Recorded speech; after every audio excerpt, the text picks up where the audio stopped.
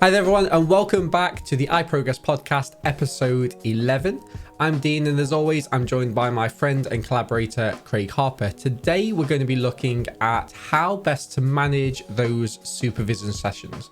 But before we jump into a little bit of an introduction about it, make sure to leave a like on the video, subscribe to the YouTube channel if you're enjoying the content, and leave a comment down below to let us know about your supervision nightmares.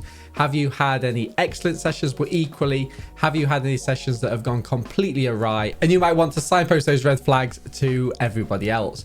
So, Craig, in terms of managing supervision sessions, you and I are both quite fluent with these now, both at kind of undergraduate level, master's level, and also at PhD.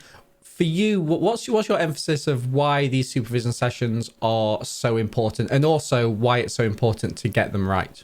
I mean, it's quite simple for me. The relationship between the supervisor and the student or the candidate is the most important part of the entire process, whether that's at undergraduate level, whether it's at master's level, whether it's PhD. Getting the right relationship between you and your supervisor, or between you as a supervisor and your student, is vital. It's the kind of thing that if you can have complete trust in your supervisor that they're going to give you accurate, truthful, honest feedback, then that's half the battle of the whole process for me.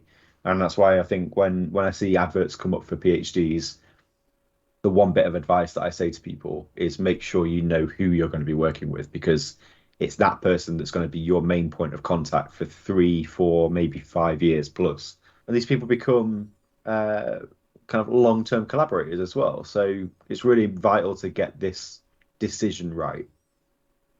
Definitely. I think that it can be really tempting for students when they are looking for PhD places to stick within their home institution, because it's easy. The adjustment process isn't as difficult as it might be. And in kind of next week's podcast, we're going to be looking at that step up from undergraduate to masters, but it also applies from masters to the PhD program, where if you are at the same institution, do not expect the same ways of working.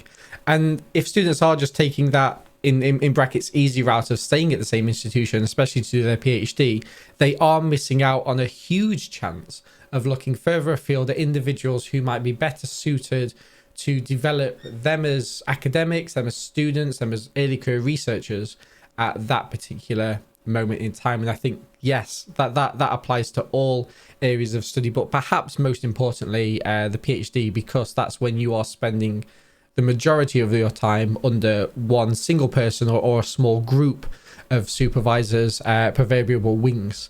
So in terms of some of the best tips that we're going to be talking about today in terms of how to manage these supervision sessions, the first thing that always comes to mind for me, and I know it does for you, is to make sure that the student, I would say in particular, with help of the academics, is setting an agenda for those meetings. And what we mean by this is not just on the day, these are the things we're going to be talking about, but maybe 2 or 3 days before that session, saying to your supervisor, this is the list of things that I want us to be able to discuss within these sessions. These are the things that I want to do a deep dive on. These are the things that I want us to glance over and have in the back of our minds. And if you're sharing that with your supervisors, it allows them to not only edit that slightly to say, okay, so actually I think this is also important for us to talk about, so let's bear that in mind. But it also allows both parties to prepare. A lot of the things that we've been speaking about over the last couple of months since we've started iProgress is we can't take away from the fact that your PhD or your master's or your undergraduate degrees are going to be busy. You're going to be juggling your degree, you're going to be juggling maybe part-time work, associate lecturing work, so you are going to be busy.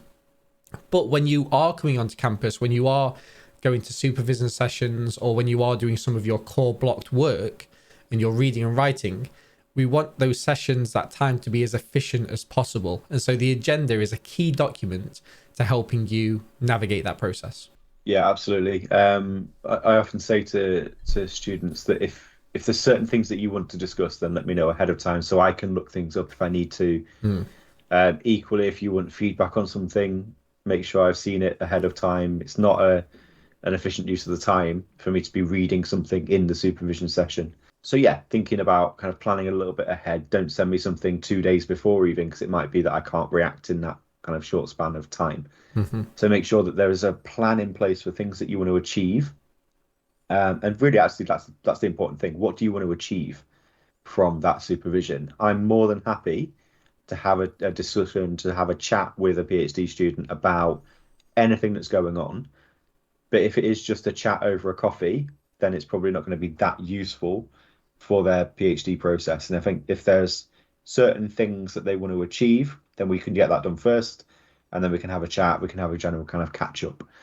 But yeah, making sure that what you want to achieve is kind of set in stone for that meeting, making sure you achieve that within the meeting, make sure you're happy that you've achieved that, and then move on to other things.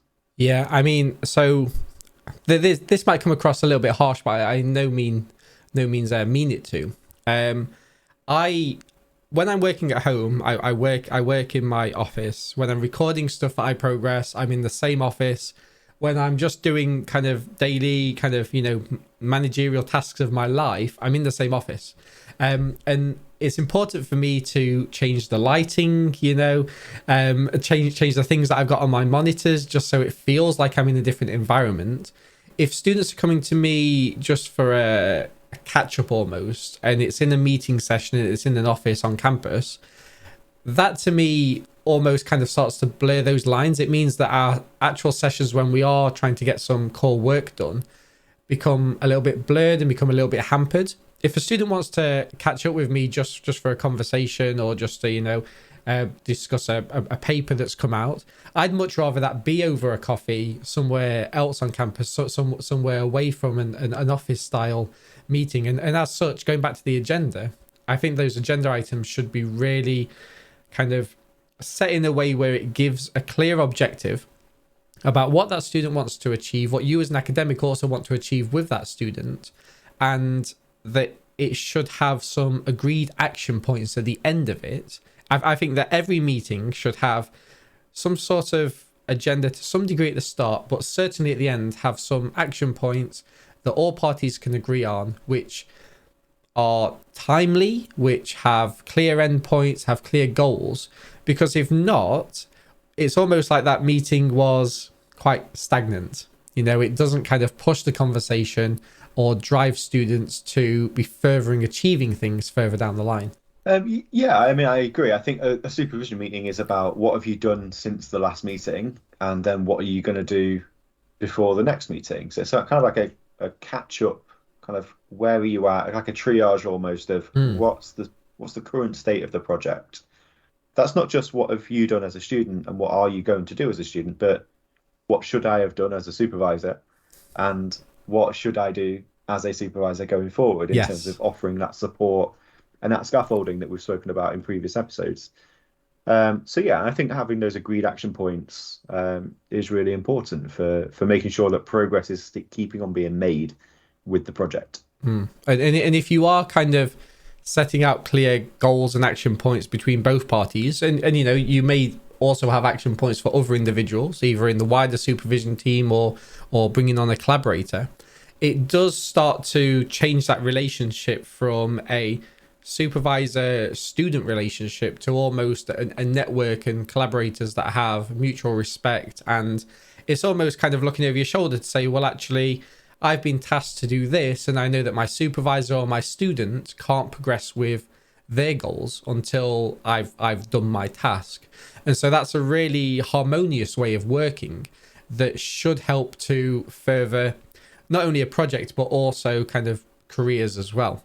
And if you are writing down action points, if you are writing down your agenda, some individuals go even as far as kind of taking deep minutes within those supervision sessions. Now, I don't kind of, when I'm working with students, I don't take full minutes, but what I do have is kind of comments that I append to the agenda to say, yes, we spoke about this and this was the outcome, or this is the next action point which we're bringing on from this agenda point, or that's something that we didn't actually have time to do, we was interrupted, and so we're going to move that to the next session, or we're going to cover it via email. If you are documenting that, And I know that lots of it wasn't a thing when I was at when I was doing my PhD, but I know it is at both of our institutions now, and my understanding is wider afield, especially in the UK, that there's some sort of overarching management system of the PhD process whereby you can upload your meetings and the kind of notes and the action points to it, which almost not only gives accountability for you as a supervision group, but we've spoken on the podcast a few times in some of our wider YouTube videos about what happens if there is a relationship breakdown during your supervision, or the PhD process as a whole. It actually is a bit of a safeguard for students because it shows that accountability. Because if I'm a line manager and I'm looking to investigate a breakdown of relationship in a PhD package, and I see that there was no meetings recorded, there was no meeting notes, there was no action points, that then says to me, well, what's been happening in this kind of supervision package? And it's never good to see. That's why I'm a very keen stickler for making sure that all notes are accurate. Yeah, the point about collaboration, I think, is really important. So I know that we try to take that view irrespective of the level of student that we're working with, whether it's undergraduate, MSc, master's level, PhD. We see it as a kind of collaboration between us and the student that we're working with. Yeah. I don't think that's necessarily that widespread, particularly undergraduate level, if we're being honest. I would say definitely not, to be fair. Yeah. At PhD level, it's much more prevalent to have a supervisor see it as a collaboration. But I think it's quite difficult sometimes for a student to get themselves into that mindset of, I'm now a collaborator, I'm now a researcher, particularly in the first year of that PhD process. So there will still be that hierarchical kind of thinking, I guess, for the first year. Over time, though, you develop that mindset of you being the expert in the room. No one, we've spoken about this before in terms of other videos related to PhD vivas and things like that. You're the expert on your thesis. No one knows your thesis more than you do. So making sure that you have that mindset going into a meeting, making sure you're clear about what you want to achieve. And it's about that, like you say, accountability for different members of the team. So your supervision package, your project it's your name that goes on it as a student, but ultimately it's the outcome of a collaborative process in the same way that any other academic output is. So making sure that you keep regular notes, making sure you keep regular task lists to make sure that people know what they're supposed to be doing will just help you to keep on track, first of all. So you want to finish in 2 or 3 or 4 years, maybe. 3 or 4 years, probably. But making sure that you can actually make that progress towards the end goal rather than just kind of going along with the process. You also made a couple of really good points, I think, about keeping logs and why that's important. And I think for me, if something's not written down, I'm likely to forget it. I'm the same. Making sure that keeping those logs written is really important, just to make sure that people know what they're supposed to be doing, what the outcome of the meeting was. Equally, though, if there is a breakdown in that relationship, making sure that there's evidence for what people should have been doing by what date, so that if someone does need to investigate, there's that track record of evidence there. If there's no evidence there, then it's one person's word against another, and we know how that goes in terms of power dynamics. So making sure that you're keeping those regular meeting logs, setting agenda items, setting tasks is vital.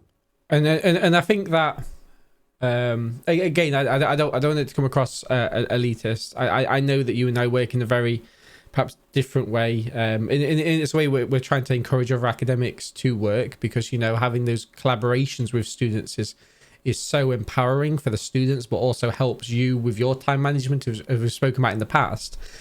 You and I perhaps have I would say maybe more meetings with students, especially PhD students, because of that than other academics might. We've commented quite a lot on Twitter threads over the last couple of weeks, looking at some horror stories that students have been experiencing in terms of sadly not having meetings with their supervisors for 2-3 months.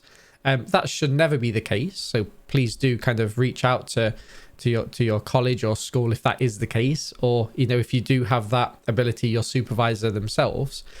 But it's not uncommon for students to not meet with their supervisors maybe 3 or 4 weeks between meetings. And so in those instances, those logs, those minutes, those agendas become even more important, because in the space of a month, lots of things can be forgotten, lots of things can be misplaced, and it's always good to be able to keep that momentum even if you are meeting weeks apart.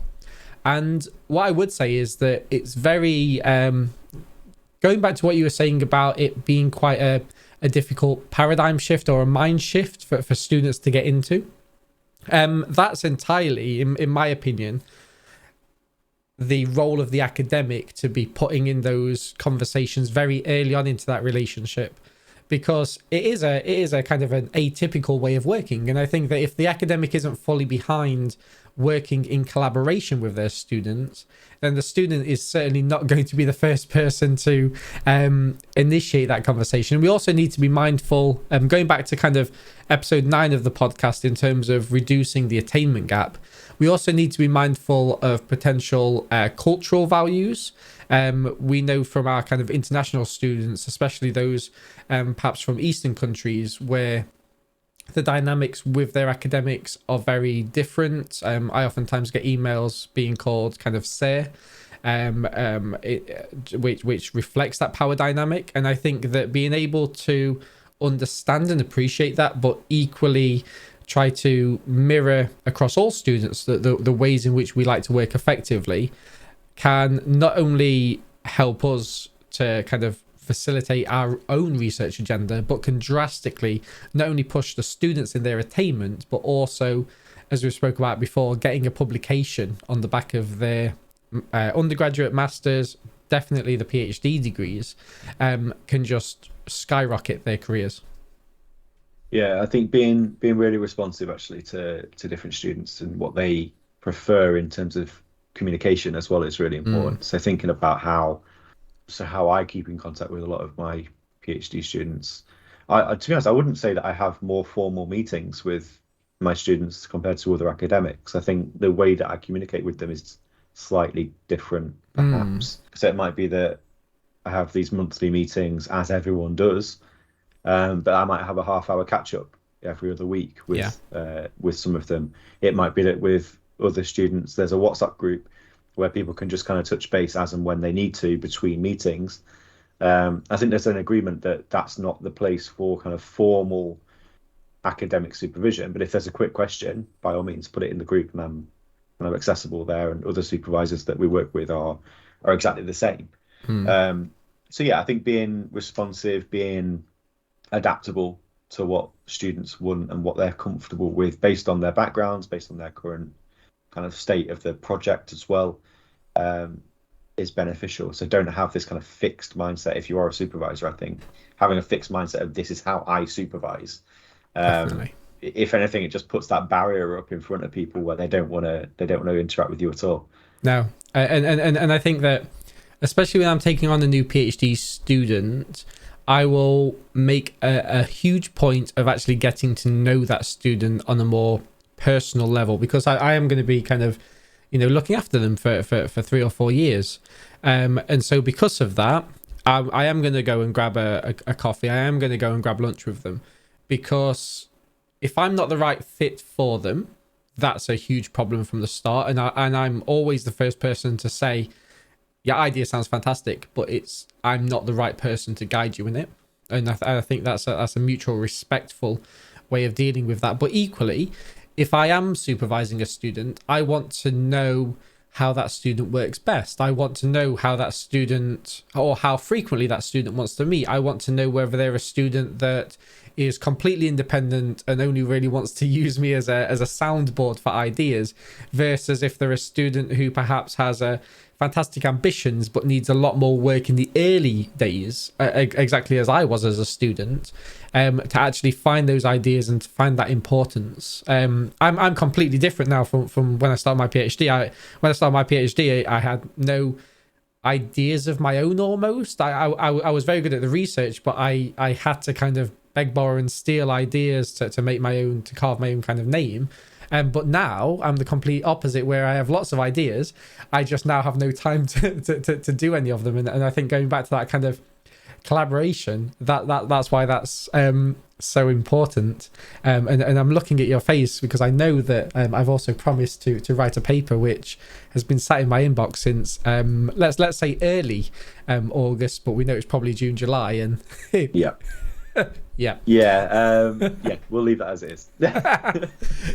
So they're kind of our top tips for managing that supervision session. We've also got a couple of YouTube videos about how to deal with instances where you do have a breakdown of relationship with your supervisor. We hope that never happens to you, but do check out that YouTube video if it is applicable, and make sure to be reaching out to your school or college if that impacts you. It's easy for us to say, but sooner rather than later to reach out is always the right time, because things can escalate quickly, and it is your time, it's your money in lots of cases that is going towards your degrees, especially your PhD. So as always, we hope you've enjoyed this podcast, whether you're listening to it on Spotify or other areas of podcasts, or whether you're watching it on YouTube. If you are watching it on YouTube, make sure to leave a like on the video, subscribe to the channel, and in the comments down below, let us know if this has been helpful, if there's any other topics that you'd like us to talk about. And until next time, we'll catch you in the next video.